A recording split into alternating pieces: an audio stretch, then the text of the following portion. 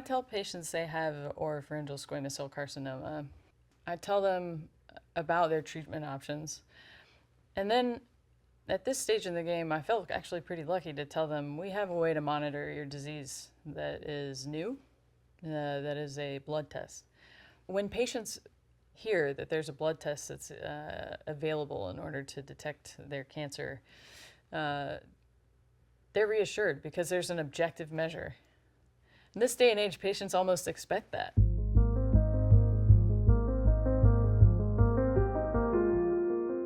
I tell the patient that we have a test, it's a blood test, it's really quite good, and if you're not positive, we have a very high confidence that the disease is not back.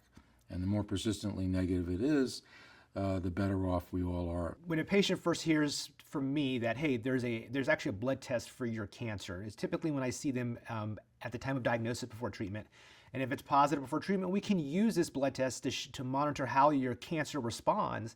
And then after treatment, we can use a blood test to surveil you for cancer recurrence. What I usually tell patients is that we have the ability now to detect active tumor in your bloodstream.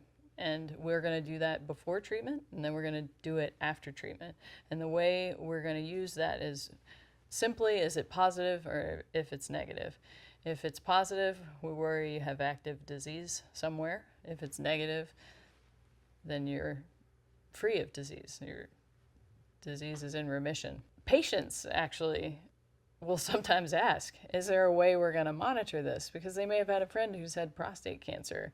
And they say, well, they check their levels. Is there something we can do? And now we can say, yes, there is a way to check the response of your cancer to treatment, and we can check your levels. I think it's pretty satisfying in that regard.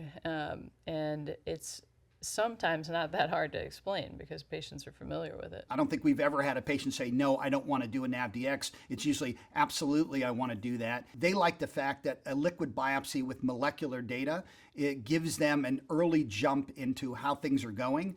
And if things are remaining negative, they feel very confident about that. So at that first visit, you're introducing a new thing and they're trying to, okay, this is a new thing, it's going to help me. And then after they've had several NavDx's and they see the result going to negative during treatment, and then that first follow-up after treatment is negative, after that, they're like, we're doing the blood test today, right? But yeah, they remind me that, hey, we need to get this blood test. And so they definitely are expecting it and they want it done.